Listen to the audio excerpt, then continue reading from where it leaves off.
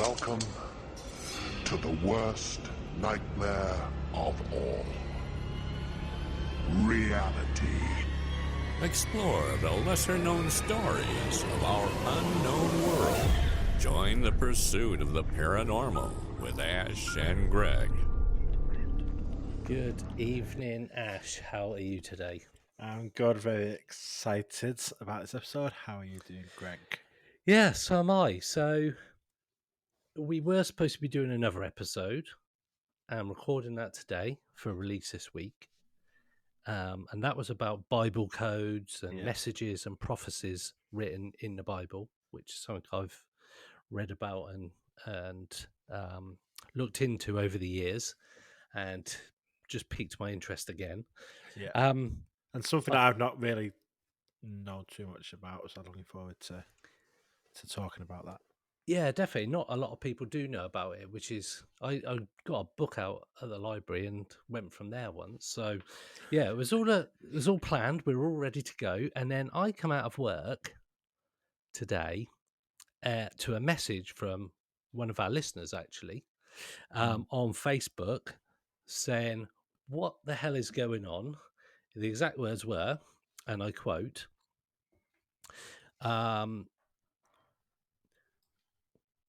Greg, what's going on? I'm guessing the debrief is being swamped as it's refusing to load from these intriguing links. Help, what am I missing? So I replied back and said, LOL, I've just finished work. I've no idea. And we are now recording an episode about I had like these events. 3 or 4 messages, and I had someone. First one, I didn't even click it. It was about anything. It was, we got a meeting tomorrow. Yeah. And then one of the guys that comes along to the meetings on Twitter just replied to me comment to the Twitter post saying, "Oh, this is going to be an interesting one now," or something. I didn't even think anything of it. Like, I just, cause you see notifications on your phone as at work. I just like didn't think anything of it, and then a couple of Facebook messages come in, and then you started messaging me with links and stuff. I was like, I thought because I've been at work till 7, literally an hour ago, I've not had a chance to actually read or even take in what's been happening. So yeah, so we'll talk about this instead. So this episode is like we're recording this at 5 to 9 on Monday evening. Yeah. And the episode's coming out in a few hours. And all of this has happened throughout the course of today. It's sort of American time. Yeah. So we're obviously 5 hours ahead. So it's still mid-afternoon there. So we are in the midst of this explosion of stuff happening. So I'm actually here for it. I'm not in the middle of this sea without signal for a week when something interesting is happening. Yeah, that was the mysterious balloon incident, which has just disappeared off the face of the earth. So yeah, I'm glad you're around for this one, Ash. So before we start talking about everything, I'm going to play this clip, which is a trailer for a story that's going to be on the news over in America a little bit later on this evening, I think. So, yeah. It's all trying to get all the information together as we're going on this episode. So I think it might be late this week. I think it's. Oh, is it? I don't know. I might be wrong. I think it's late. I don't know. Like I say, we don't know. It's literally happening now. So, yeah. So here we go. Have a listen and see what you think. Tonight only on News Nation, bombshell claims from a military whistleblower published this morning alleging a secret UFO retrieval program within the U.S. government. When you say crash retrieval, what do you mean?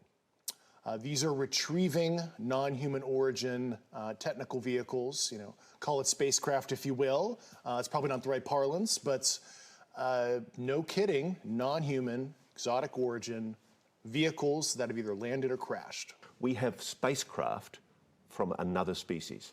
We do, yeah. How many? Quite a number. All right, pique your interest. Tune in for the full report tonight on Elizabeth Vargas. Cool. So that is massively interesting, regardless of what is the actual story. Yeah, I mean, it's a practical fact. Yes. Australian Well respected. journalist and author. Yeah. Gone the last couple of years, sort of blew up in the UFO UAP world. Yeah. Like I say, very respected, and I was surprised to see, because seeing the other names, you got Leslie Keane, Ralph Blumenthal, and then over the thing, and I saw Ross. I was like, oh, I was betting to see Ross Coulthard as part of this. Is betting to see Ralph or Leslie or someone, because they did the article that we're going to talk about. But yeah, interesting. So after this message that I got from one of the people that follow us, support us, and whatnot, I was like, right, okay, let's. I went straight to Twitter, because where else would you go except for UFO Twitter? I've not looked on there yet, probably. And I can imagine. yeah, but the thing is, from what I saw initially, everybody was just at the same point. Everybody was like, holy shit, there's this story that's just broken on the Debrief website by, as you say, Leslie Keane and Ralph Blumenthal. And yeah, I've just spent the last hour having a digest of exactly what he's saying. But essentially, a guy who used to be very in with the UAP task force, etc., which we'll come on to in a little bit, has essentially come out as a whistleblower and said that there are non-human intelligence craft being recovered and being reverse engineered. That's essentially the top level of it all. Yeah, that's the headline. And yeah, so this is why we're doing the episode today, because this is like mind-blowingly huge, really. I know certain people within the community have been saying that there are big things coming soon, and UFO Twitter has been alight the last few days, week or so, with people saying something big's coming, it's coming soon. And and people, and I know that's always the case, that people are going, it'll be released on Wednesday, and people going, Wednesday comes, and then that account drops off of Twitter. But so what did you think? First of all, this comes out before we go into the detail. I send you the link. Everybody's messaging you. What are your thoughts straight away? So sat on the sofa, I thought, let's just watch the video first. Basically, that clip, 45-second clip that you sent me, the sort of teaser for the episode that's on tonight or whenever. And the first one is, who's this guy? Yep. It's a totally new name, new face, unknown person.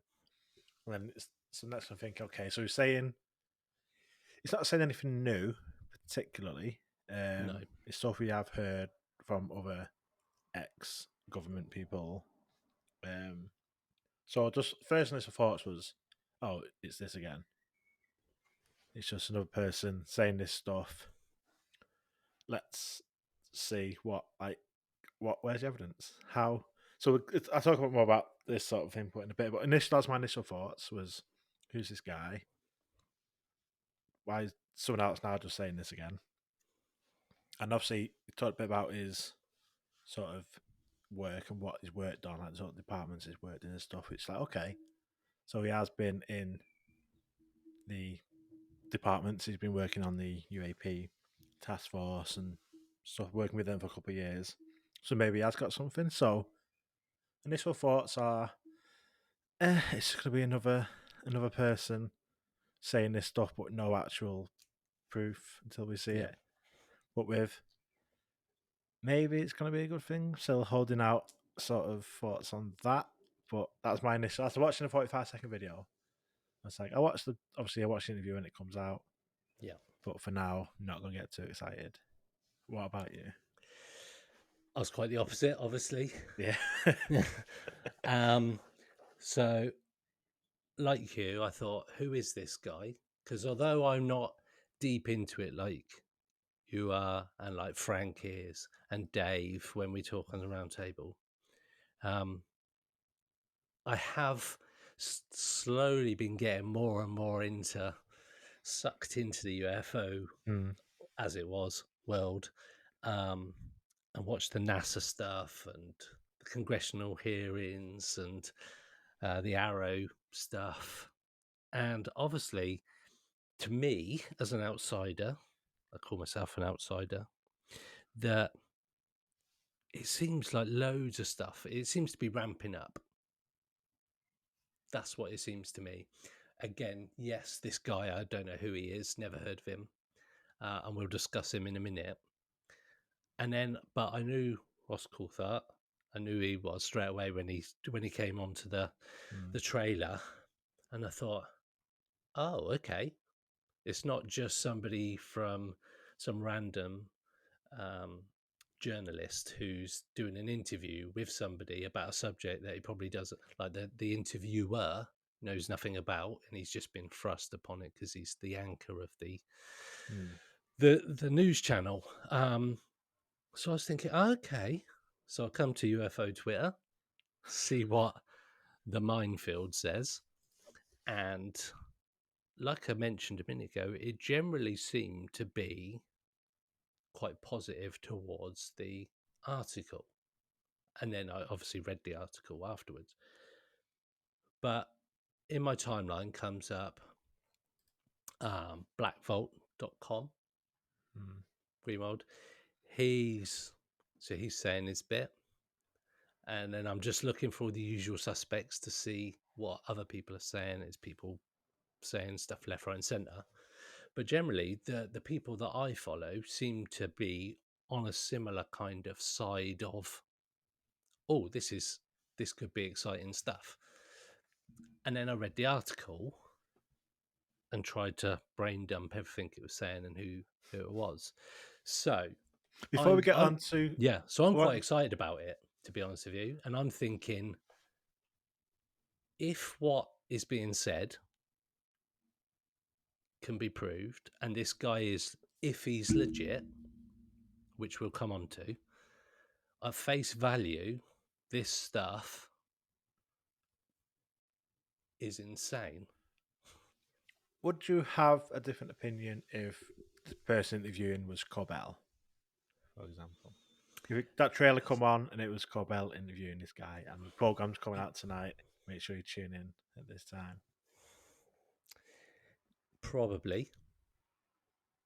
And we'll come on to that particular name and the other name from the Weaponized podcast in a bit, because I've seen some other stuff about that as well since I've been looking at it. Okay. But again, I probably would think slightly differently. And I would think at that point, are we going full hype and sensationalism? Because some of the stuff that they posted before and previous episode about the flares was very divisive. But I got a lot of time for George Knapp based on all his Skinwalker stuff and that back in the day. But I'm all open to change, obviously. People are only as good as their last interview or their last editorial or the last big comment they made about a subject. But I was quite excited about it based on who it was. It came through the Debrief website, and Ross Coulthart, the interviewer, a person that we don't know about. It all seems quite, it ticks a few boxes for me. What about you? If it was someone like Tucker Carlson interviewing this person, or Jeremy Corbell, or someone like that, how would your perception change? I'd Would it probably change? rolled my eyes a little bit earlier. Yeah. In the segment, because I did roll my eyes at one point. Okay. I do like Ross Coulthart. Yeah. Don't think it's done the greatest work, but I do like some of his stuff. Mm-hmm. If it was Corbell, or Tucker. Yeah, I'd be a lot more flippant and a lot more. Not even gonna watch it. I'm not even. I like UFO Twitter go mad for a few days to a week, and then it die off, and then we get back to everyone arguing with each other anyway. Yep. It's like you Very true. mentioned, sort of things being a bit of a hype recently, and quite a lot of things happening. But apart from like kind of the shit that Corbella's been putting out, Yeah. pictures of flares and stuff, the hype train has been a bit shit recently. Oh, okay. I thought it's Um, been. I been a thought lot it's of been a hype. bit It's been bubbling under. It's sort of like big things are coming. that's People been a just hype going. train there, but Yeah. what's been hyped has been shit. Yeah. So Yeah. it's and then you just get like say the Corbell flare video and everything else. But I mean, I guess if we go on to the guy himself, Yes. Let's talk about him. Yeah, so let's just get this up. Yeah, I'll get his details up as we're speaking. So this guy is called David Charles Grusch. I think that's how you pronounce his surname. Yeah, I say so. So he's the whistleblower that's come forward. He's 36, a decorated former combat officer in Afghanistan, a veteran of the National Geospatial Intelligence Agency and the National Reconnaissance Office. He served as the Reconnaissance Office's representative to the UAP task force from 2019 to 21. And from late 21 until July 22, he was the National Geospatial Intelligence Agency's co-lead for UAP analysis and its representative to the task force. So right that first bit, he sounds quite embedded. He sounds like he knows what he's obviously had some kind of experience. A lot of with intelligence yeah experience. yeah One thing I just sort of picked up on there, yeah he was the NGA's co-lead for UAP analysis. So that's the National Geospatial Intelligence Agency. yeah Is that an agency that we knew were looking into UAP? I don't think so. I don't. I haven't I don't heard it recall before. it. Yes, I mean maybe I've missed it, but Yeah. maybe just sort of not clicked. But to hear NGA and the NGA have got a co-lead for UAP analysis, that's new to me. That Yeah. this group put the name into that they're doing UAP analysis. And a co-lead, so there's at least two people. Yeah. Looking to UAP stuff, and it's a bit. I mean, it's a lot of big words throughout this article. Mm-hmm. There's a lot of words. But I mean, representative to the task force. So, what does that mean? What does that actually? Sort of, maybe we'll come on to sort of what his remit was in that sort of facility as a representative. But like I say, he's got these sort of. Seems like he's got the credentials, and he's definitely worked in that department rather than being a random sort of CIA guy. And the reason it appears that he's come forward now, because like you say, he's a new person, new kid on the block, as it were. So he claims that he had given Congress and the intelligence community inspector general extensive classified information about deeply covert programs that he says possess retrieved intact and partially intact craft of non-human origin. And the information, he says, has been illegally withheld from Congress. So he's filed a complaint alleging that he suffered illegal retaliation for his confidential disclosures. So he's a whistleblower that has been retaliated against either through his line of work or wherever. And he's taken great offence to that because it's illegal. This new, like I said, this new legislation which is meant to protect people coming forward. And that came out as part of the initial and following the initial Congress hearings where they wanted to make it a safe place for people to come forward with,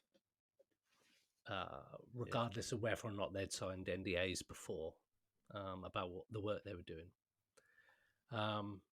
He also says that other intelligence officials, both active and retired, with knowledge of these programs through their work in various agencies, have independently provided similar corroborating information both on and off the record.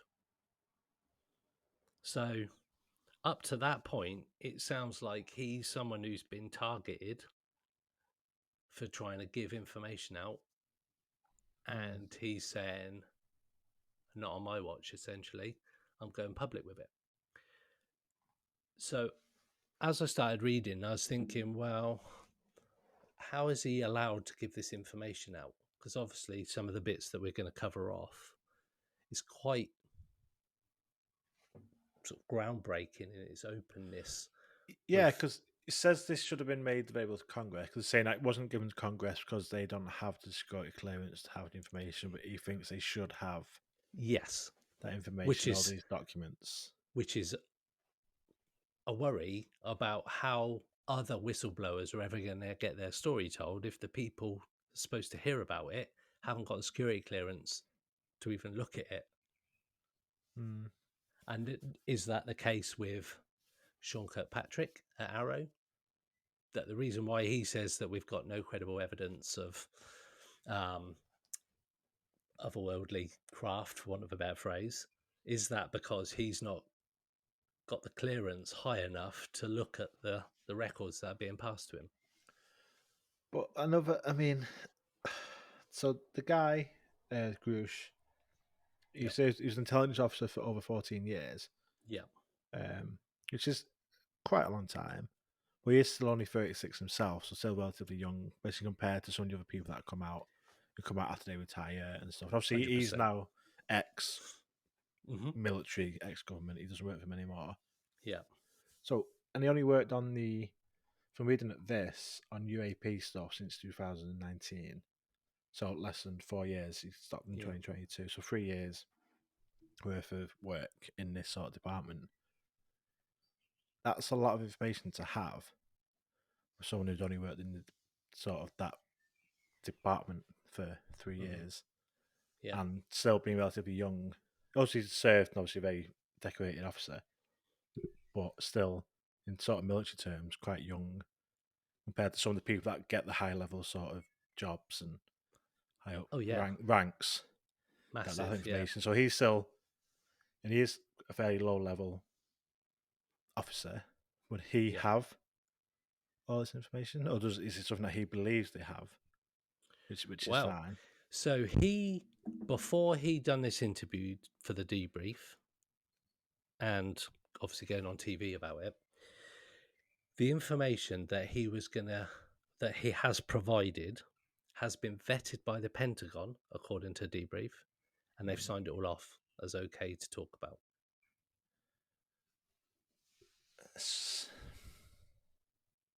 So it begs the question: is he some kind of patsy? And is he are they just sort of setting him up for they've either genuinely misdirected him and fed him false information, or he is part of that disclosure route. Let's get somebody, highly decorated person who's going to be believed, potentially, based on his history. We can give him stuff that we can control what he says, because you got people like, say, Lou Elizondo, you got people of that age and that sort of experience and maturity in the armed forces and military and secret sort of service type levels of information. But you've got this young lad who they could steer, I suppose. A bit like the smoking man with Fox Mulder in the X-Files. They feed him the information to keep him going, but he doesn't quite get there.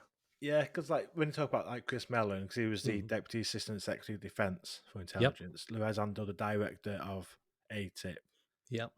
So you expect these people to, if anyone was going to have this information, obviously they are both still a bit cagey, especially Lou with I know what I can't say type stuff all the time. And for him to this his name's just gone off the screen. David Grusch. His very new name, David Grusch. He's come out and say he's got all these documents and stuff. So what the Pentagon's cleared for reveal, it can't have much on it, in my opinion. It can't be anything groundbreaking that they're going to say, yeah. After all the fighting that's been going for years, people trying to get stuff released. Mm-hmm. Suddenly, yeah. Oh yeah, this guy wants to tell the News Nation about. Yeah, let's just let him give it all the documents, let him have it all. It seems a bit like we're not going to see anything concrete. Mm-hmm. And like with crash retrievals, like you talked about the crash retrieval teams, Yeah, and recovering stuff. But it's seeing where that link is between crash retrieval, which could be anything, to the non-human comment side of it. So unless you can provide something that links them together concretely, then it's still like we're still not actually getting anything. Like my first tweet that I actually just put a little tweet on just before I come on, just saying it's a lot of words because the article is a long article. yeah. Like I say, with a lot of big words, it just mumbles your head straight away just reading it. You have to keep rereading sentences because it's just like I don't know what any of these words are. It's a lot of words, but it doesn't actually say that much. It repeats a lot without it, throughout it, and obviously talks about melons, people like that. So yeah, I mean, like I said, I'm always a more pessimistic just because we've seen this stuff so many times and it comes to nothing that it's just hard. I try not to get excited. I'm just literally on UFO Twitter now, just put in thingy, and as expected, everyone is. This is groundbreaking. This should be on every news channel. This has changed the world. It's like, come on, like, why haven't all the news agencies picked up on it? Because unless, like, yeah, it is big. I'm not going to say it's not big, and it's not something that I'm going to be looking at and looking to find out more about and watching the documentary and everything like that in the interview, and read what other people are saying. But from one article to be doing the knee-jerk reactions on UFO Twitter again, it's just like, come on, guys, let's actually look into I'm there with it, first. Ash. You know I am. So, just talking about the information that this guy's got, and I mentioned about the Pentagon signing it off. So it says here, in accordance with protocols, Grusch provided the Defense Office of Pre-Publication and Security Review at the Department of Defense with the information he intended to disclose to the debrief.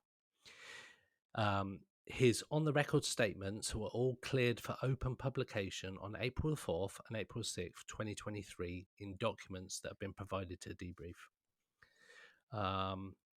Grusch's disclosures and those of non-public witnesses under new protection provisions of the latest Defence Appropriations Bill signal a growing determination by some in the government to unravel a colossal enigma with national security implications that have bedeviled the military and tantalised the public going back to World War II and beyond. So what he's saying, they've cleared. So they're either allowing him to say it because, like you say, he's not really saying a lot, potentially, or nothing they can necessarily prove. Because if he's retired or he's no longer doing this work, the chances are they stripped him of all of his access to those particular projects at the time of him going, understandably. So, like you mentioned, is this just we've got to take his word for it? And because it's been signed off by the Pentagon, it doesn't necessarily mean it's true. That's the thing, and like I say, this was cleared in April, so they've sat on it for 2 months before publishing it. I remember a while ago there was a big hoo-ha about the Washington Post was going to be releasing something, but then that never came out because apparently people on UFO Twitter, something can't shut up about it, so that's why it's put back. It's like, why would that have any effect on anything? Yeah.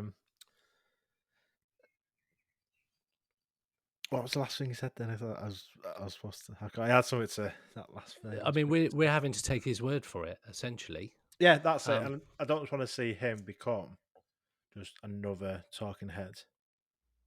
Like, so at this point, like Louis Zando, even Chris Mellon to a point, is the talking heads that are now in all documentaries and all this. It's like they're not actually giving us anything new. There's Lou's some- working on his book, unless we get anything in Mhm. the book. But at the minute, it's just you keep seeing it pop up on new documentaries all the time, and they are just becoming talking heads, not actually Yeah. giving us anything. And we've seen that Maybe. before with a certain English guy who, as I know now, that he's actually been very friendly towards you in terms of communicating. Yeah. But he has become like the talking head of the UK UFO community. Yeah. For, 30 years and now. yeah, and you've got is this another person who's just going to go on to the circuit and go do all the podcasts, all the big ones, along with everybody else, and we don't get a great deal of information each time they speak, but there's always a little tease of, like you mentioned, I've got loads to tell you, but I can't tell you anything type thing. Like we see this with like John Ramirez, Mhm. ex CIA. This guy's gonna know his stuff, and he says, yeah, this is aliens. He believes in this like non-human side of it. Yeah. But if that's someone's opinion, just because they're an intelligence officer or military or government, just because they believe it, even if it is based on documents they've seen, unless there's the actual proof rather than just documents or hearsay or conjecture saying, yeah, I now believe, they're just a believer. Just because they're ex-government doesn't mean like we have to take their word for it. Like I was reading, there's another article on a debrief where Christopher Plain is talking to Lieutenant Tim McMillan, and they're on about the sort of the background checks and stuff they did and the information they got vetted before they put the article out, basically about this guy's background and whether what he's saying is true and can be sort of verified and documented. And it is, like they have done the due diligence on the guy. Yeah. And there's a part in there where they talk about him having like no interest before he started working on it. He had no interest in UFOs or anything like that. It wasn't like he's into UFOs that give him that job. It was just he was picked because he was good at intelligence. So they put him into that role. Does that make him more credible? No. So that statement, as an investigator, you see it many times where people think, no, obviously not saying this applies and here this is more generalized. Yeah. But someone says to me, I didn't believe any of that. I had no interest until I saw something. They think that by saying that, it gives it more credibility. But people say that because they think that. If anyone says that to me, I'll know it, but I won't put anything behind that because people, they think that, I want to back it up. I'll say that. Like with ghosts, I didn't believe in ghosts till saw a ghost. Whereas you actually might have done, might have had an interest in it, but they want to sound more credible. Whereas you say, oh yeah, I love UFOs for years, and I saw one. It looked like it was a back triangle, and it was a TR3B and stuff. And like, but I didn't believe it until I saw it. It's like it doesn't give you the credibility you think it does by saying that. So that sort of just reading this interview with Chris playing Lieutenant Tim McMillan, just sort that sort of piqued my interest a little bit. Yeah. But for me, how does Tim McMillan know that he didn't have an interest in UFOs? Has he just asked him since he's been part of the team? Or did he know him personally? He never ever mentioned it. But even then, lots of people have an interest that they don't tell anyone. Especially if he's in that role in the Air Force, intelligence. Yeah. You don't want to be the Mulder that gets put in the basement and like people would make a joke of him. So if he did have an interest, would he have told people? Correct. Before then? And now he's obviously had that job. And imagine I don't know how. I'm not going to have any claim to know how people are recruited, whether they advertise it and he's gone for it, or whether he was headhunted. I don't know how it works in sort of the American military, but I can imagine if I saw that sort of role and I had a bit of a side interest in it, 100% be going for it.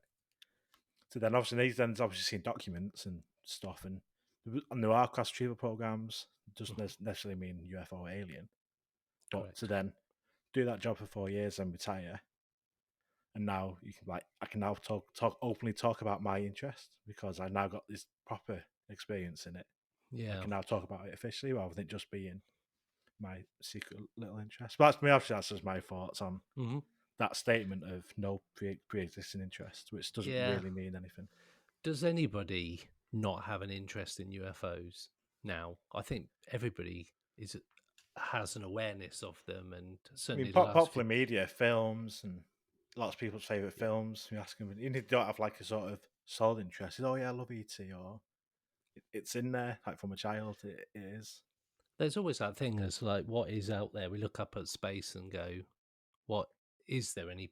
We can't be the only people here. There's people I know. I look up and go, we can't be the only things on this spinning planet in this whole vast universe. We can't be. It just defies belief.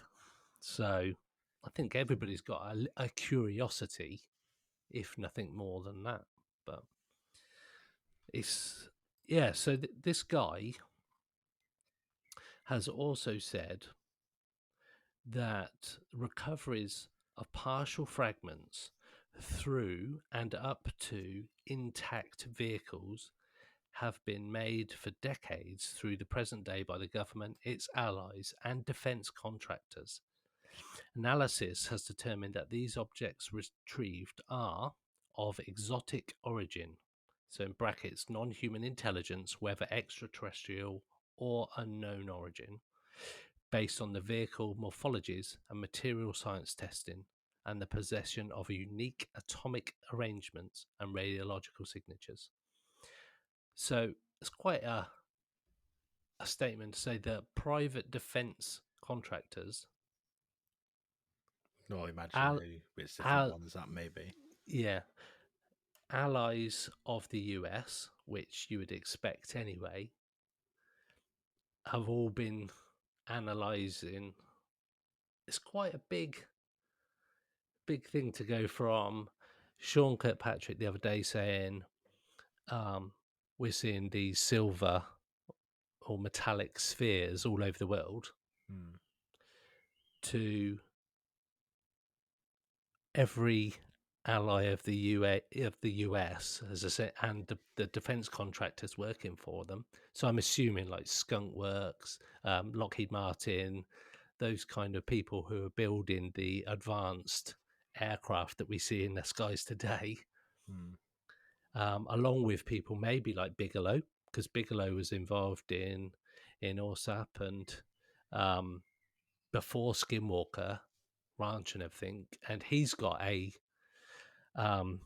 Bigelow Aerospace, so he's one of the biggest privateers as such in the space race, along with Elon Musk. So is it people like that, and is it why these people seem to have an edge on the things they're building?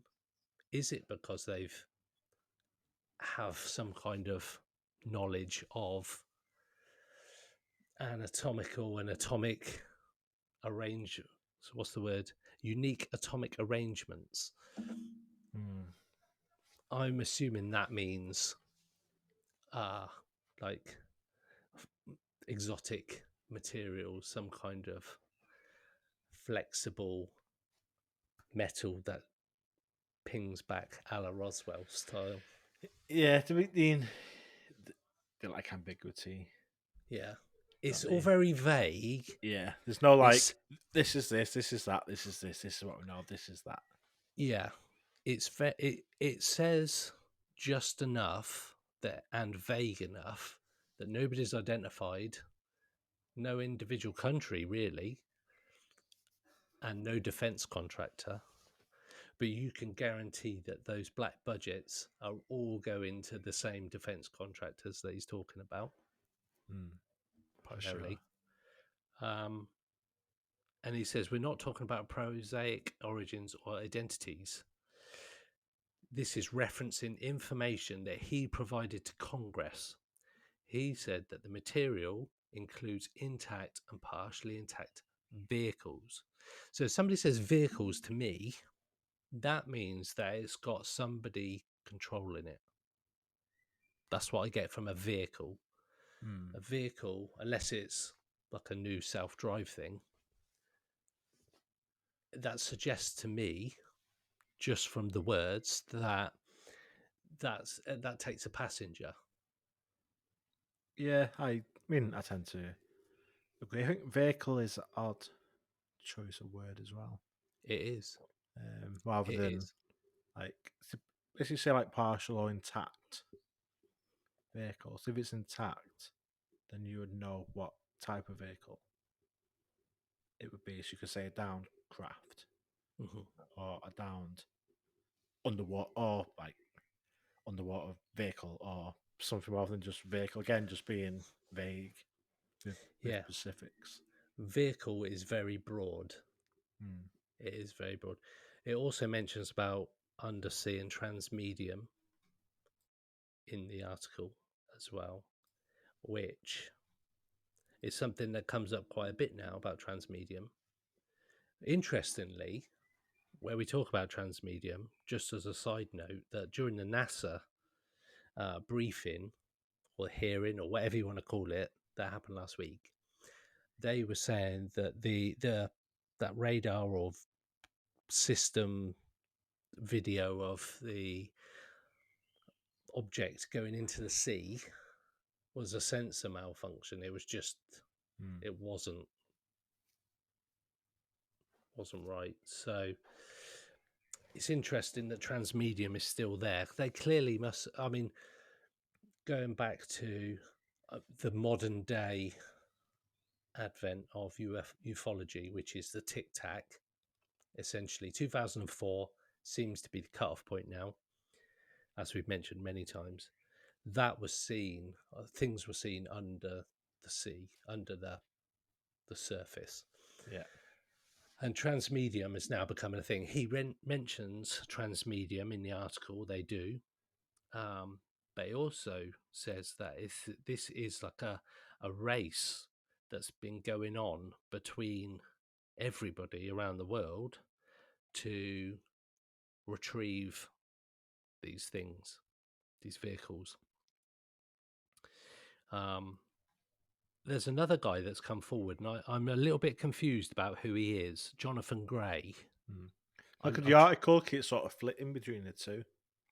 And it says Jonathan Gray is the name he goes by in work.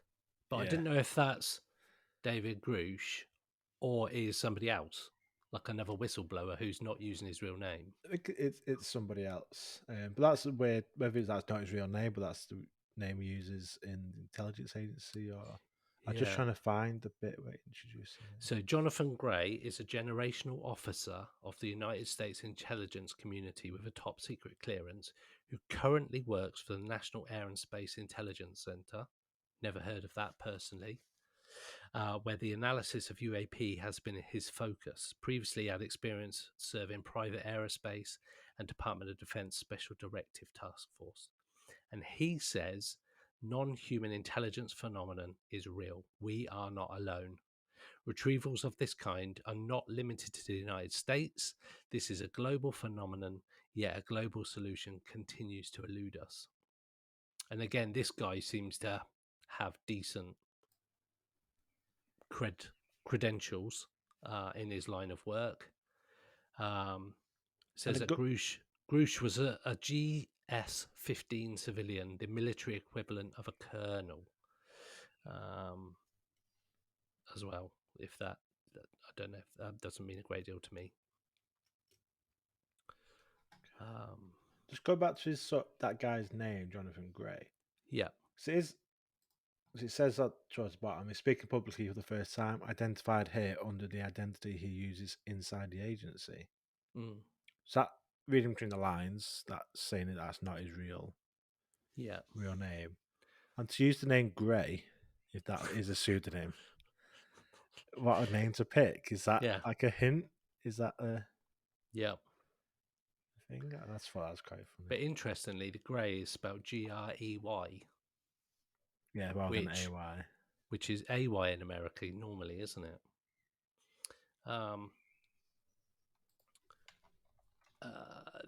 Interestingly, so going back to Grusch briefly, in his statements cleared for publication by the Pentagon in April, Grusch asserted that UFO legacy programs have long been concealed within multiple agencies nesting UAP activities in conventional secret access programs without appropriate reporting to various oversight authorities.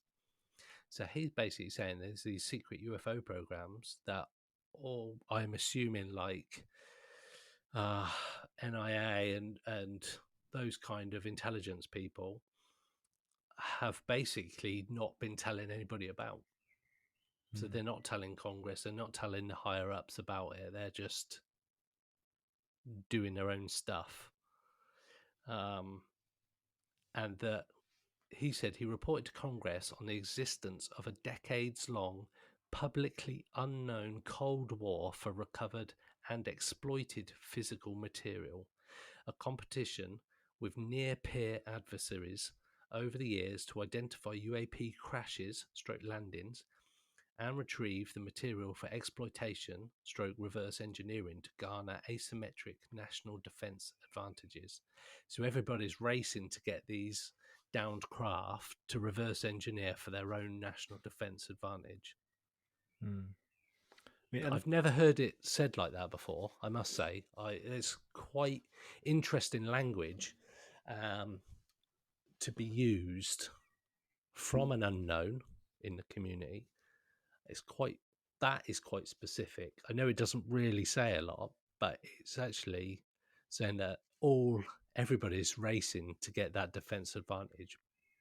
I mean, it's the language again, interesting language, and is that not just kind of like a common sense thing? Like if there was something that got downed, some possibly alien outer space craft that's been down, surely every country would want to get there first, would want to have that happen on their land or whatever. Yeah.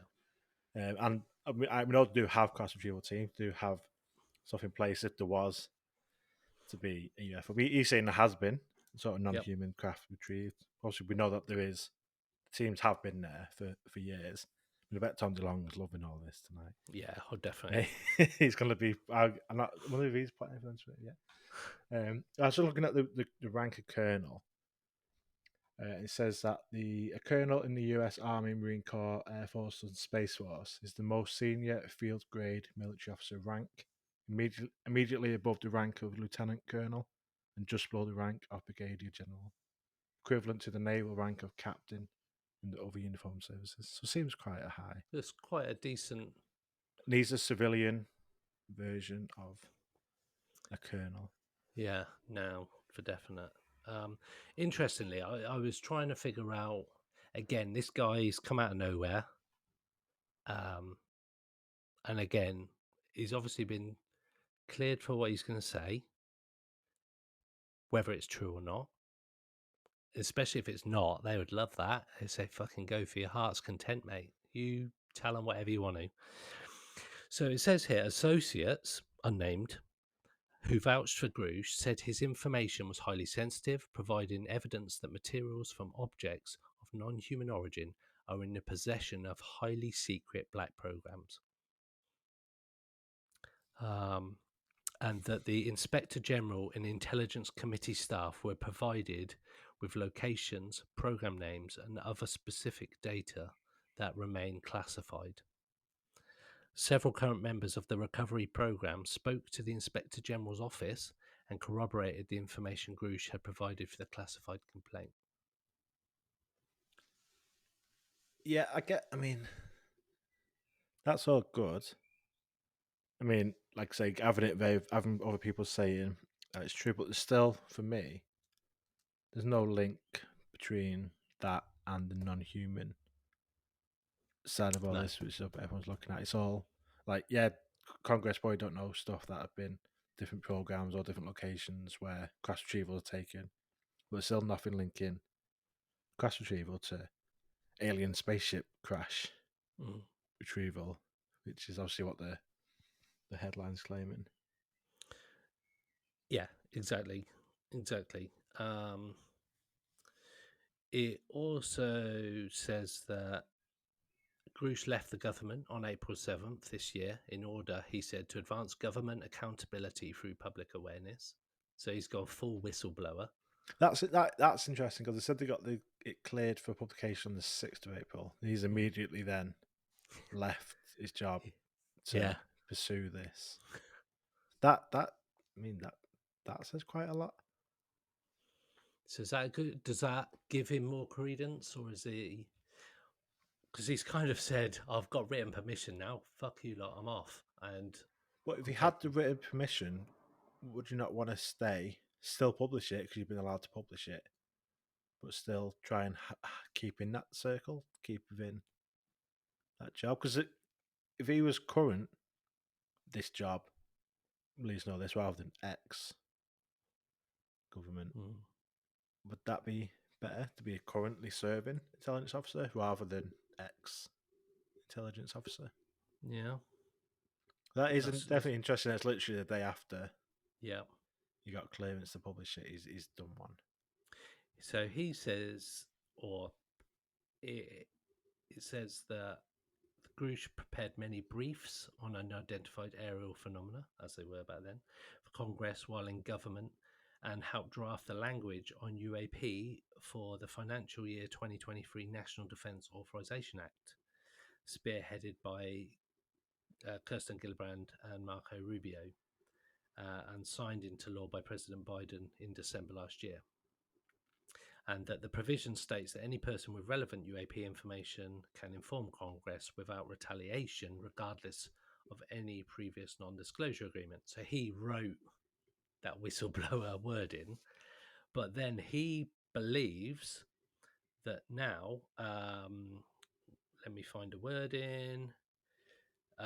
He says that the operation was illegally shielded from proper congressional insight after his investigation was centered on extensive interviews with high-level intelligence officials, some of whom are directly involved with the programs. He says the operation was illegally shielded from proper congressional oversight and that he was targeted and harassed because of his investigation.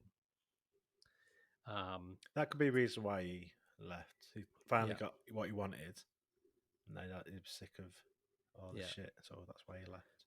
Individuals on the UAP programs approached me, Grusch, in his official capacity and disclosed their concerns regarding a multitude of wrongdoings, such as illegal contracting against the federal acquisition regulations and other criminality, and the suppression of information across qualified industrial base and academia.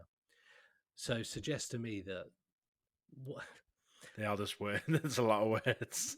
So I get from that some of this crashed retrieval stuff or intact vehicles was actually, there was no public contracting under the way the federal acquisitions regulations are. So my understanding is, and this is based on very few studies of it, that government contracts have to be, you can apply for a government contract regardless of who you are. You could apply for a government contract.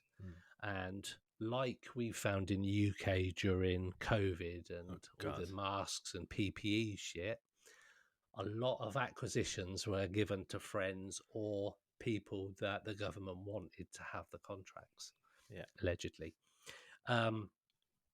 So I think from this and that last statement, I get from it that he wasn't really comfortable with the way that people were even coming to him and saying this is fucking underhand and shady as anything.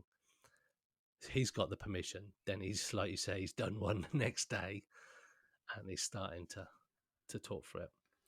Well, on the flip side, he could have had, wanted been out for a while, has been doing it obviously for probably since he was a teenager. Maybe wanted to do something different. Maybe his dad had enough and he was just waiting for this. Just because maybe once he'd left, he couldn't get that clearance, so he had to stay until he got it.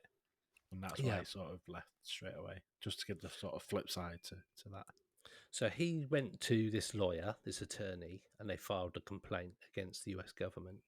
So it says here, an unclassified version of the complaint provided to Debrief states that Grusch has direct knowledge that UAP-related classified information has been withheld and or concealed from Congress by elements, in quotes, of the intelligence community to purposely and intentionally thwart legitimate congressional oversight of the UAP program. All his testimony provided for the classified complaint was provided under oath as well. So, I mean, that's quite big because he's basically saying there's a force at work that doesn't want the government to have sort of looking into it, so they're going to give sort of false or not give information they've been asked to stop them looking into it. So that was quite a big paragraph for me when I was reading it. And like you said, there's been a lot of information. This article's massive in terms of content as well to read through. So that did stand out to me, because if that could be the reason why, like we've mentioned just a minute ago as well, that people were approaching him saying it's all dodgy, it's all a bit shady. There's obviously a lot of people fully balls deep in this, probably dedicated their life to this sort of stuff, black programs. And then this young lad, he's 36, he's quite young, like you mentioned. Same age as me. Military terms, he's quite young. Military terms, he's quite young, Ash. Not in public. But he's coming along, and it's essentially, it almost looks like he's going rogue a little bit.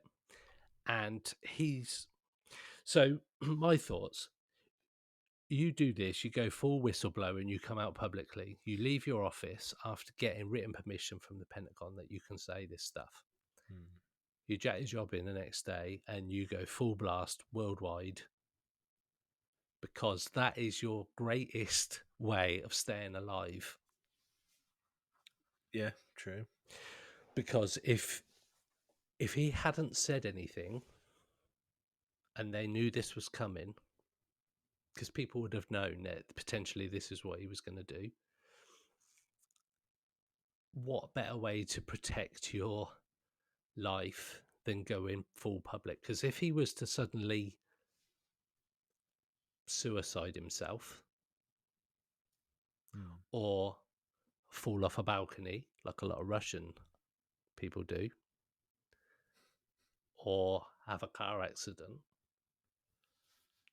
or something very unusual happen to him soon afterwards, it would be very obvious that a coincidence may not have been a coincidence. Yeah, I know that goes down the conspiracy route. I get that, but what better way to get your information out than just going full blast with it publicly? Because if you were to just provide your name in an interview to somebody in a newspaper, people can make you disappear.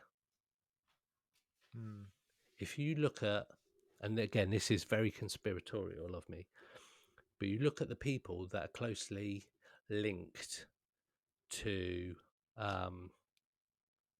Hillary Clinton and Bill Clinton, they've had a lot of associates and people close to them that have died. It's like how many people have had like 500 friends commit suicide? Like, some sort of crazy number. Yeah. So the only way you can protect yourself nowadays is to, I think, essentially go full public. Whether that's his angle, it's like it's the only way I can get it out is to go to the news. And I don't know, but that almost suggests credibility to me, that he's like, I've got to say it, because if anything was to happen to me, it's out there now. And I imagine he's got some kind of safety net somewhere, that if anything was to happen to him, yes, that his attorney's got some kind of incriminating stuff would come out. Yeah. because you'd be stupid not to. I think you'd have to have something held back that would be released in the event of an untimely death. Probably stuff that he's not been authorised to clear, but once he's dead, like, Yeah, it doesn't here's matter this then. information has been leaked by this dead guy. Yeah, what are you going to do? Kill him again? So yeah, I think what will happen over the coming days and hours, potentially, and days and weeks, is that UFO Twitter will do its thing. All the normal people, John Greenwald, Mick West, all the usual suspects who, to be fair, regardless of what you think about any of these people, they definitely get involved and they're not scared. They a lot create of them discussion. Yes, they create discussion. That's exactly it. So something I want to touch on that we spoke about a bit earlier on, and I said I'll come back to you about that, was George Knapp and Jeremy Corbell. Yeah. So apparently, David Grusch met with Jeremy Corbell and George Knapp Gosh. some time ago, Right. before the debrief. So this was like, I want to say last year or the year before, may have been 2021.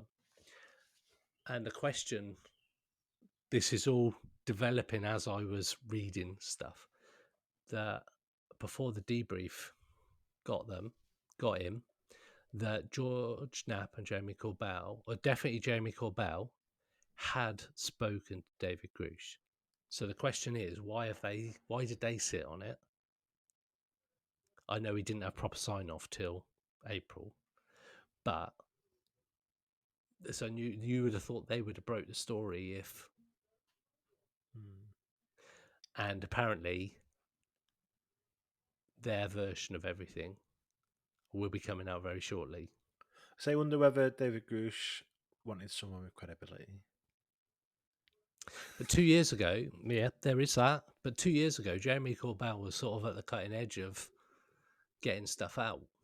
I know recently he is a divisive character, Corbell, for definite. But he's prompted a lot of conversations, for definite. And I suppose maybe it comes down to where you stand on Bob Lazar. Yeah. It was him that obviously with that documentary and brought his name to a lot more new people 100%. over the last few years. And again, that's obviously someone very controversial, kind of a which side do you want, do you believe or not believe type situation, which what this could end up kind of being without the documents that link crash retrieval to UFO to non-human. Yeah. It's just going to be. And I was just looking on Twitter because I'm actually going away this week. It's mad. It's coming. Actually, it came 2 days later. I've been literally we're gonna have no signal again for a week. So I think switch off on Twitter, let it all die down, and then just come back on Twitter in a week when I'm back, and or come back to loads of messages from me going, "Oh my god, you've gone away again." At pivotal point. So I'm just looking through it now. I'm scrolling, trying to find some names, and there's some just some examples of knee-jerk stuff. Yeah. Standforbetter.org. I don't know who these are. So they quoted, they've retweeted the debrief sort of headline in it. That a former intelligence official told Congress that the US has retrieved non-human origin. And then their sort of quote with the tweet was, "The dam just burst. The United States is in possession of crashed UFOs. It's time the White House addressed the American public." It's like, so that's the knee jerk to, because one guy, just from the article and from the headline, that because this person said it doesn't mean that the US is in possession of crashed UFOs. And it's very similar stuff. You just keep scrolling on me for you page on. I noticed on Twitter, the trending is UFO Twitter, UAP Twitter, disclosure, and it's debrief is trending as well. It's just when it gets absolutely fabulous for them. Well, yeah, definitely. But when this happens, I'm just I can't even cope with it. I just go off Twitter for a bit till it's died down. So one thing I wanted to just cover off, because we're coming to actually towards the end of the talking through it all anyway. There are bits where it mentions about Gary Nolan and the fact that he's talking about examining exotic materials and such like, whether or not they're linked. But this, so this Jonathan Gray, he said that such immense capabilities are not merely regulated to the study of the prosaic. The existence of complex historical programs involving the coordinated retrieval and study of exotic materials dating back to the early 20th century should no longer remain a secret. Cool. He said the majority of retrieved foreign exotic materials have a prosaic terrestrial explanation and origin, which is quite a big thing. So basically, you're not saying necessarily it's aliens or non-human. That is actually, it is advanced tech. And it also says, but not all. And any number higher than 0 in this category represents an undeniably significant statistical percentage, which is right. And like we've said before on other things, if only a fraction of it is right, or one of these stories is right, if the Tic Tac UFO incident was absolutely legit, and that's what happened, even if no other UFO case in history was real, the Tic Tac, that proves. So the fact that was interesting that they put a lot of its terrestrial origin, but if only anything other than 0. Yeah, so like say, that one. Yeah. That one thing that they could prove. That needle in a haystack. But like we said before, extraordinary claims require extraordinary proof. And as we will probably see over the coming days and weeks, that this Jonathan Gray, David Grusch, they'll be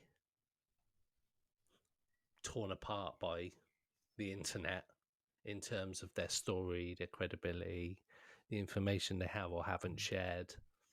Yeah, I'll probably look at certain people's Twitter and see what they're saying. So people that I know will not kind of knee jerk. Yeah. Before they comment. Yeah. So it's an interesting development today for definite. It's something that has again just sparked UFO Twitter into a bit of a frenzy. Probably going to see it all over the news in the next 3 days as well. It will be Daily on Mail tomorrow, the Star and stuff. And yeah. But interestingly, what drops midnight tonight, straight tomorrow, apart from our podcast, obviously. I'm going to say our podcast. But there's also another podcast that comes out on a Tuesday by 2 friends of ours, Jeremy Corbell and George Knapp. Oh, Weaponized. Called Weaponized. That comes out tomorrow. I've still never listened to an episode of that. So that will be interesting to see if that's referenced. And I suppose they would have had that planned for that episode.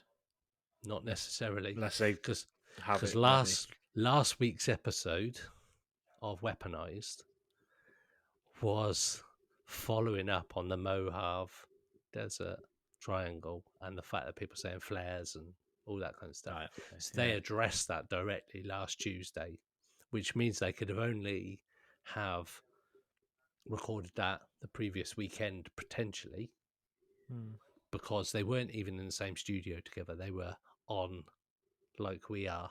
They were like on a Zoom call or something like that. They might be on it right now, recording their exactly their version. So it wouldn't surprise me if certainly tomorrow a Weaponized podcast may cover similar ground, and the debrief has got the scoop on it, basically.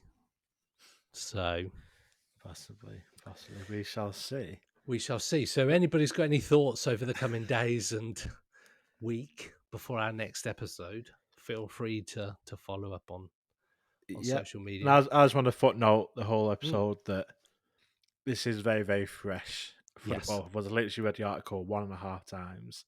Yeah. Not even looked at other people who were saying on Twitter. This is basically our thoughts as we read the article and our initial thoughts. So what I've said, what we've said could be completely misinterpreted, the whole article.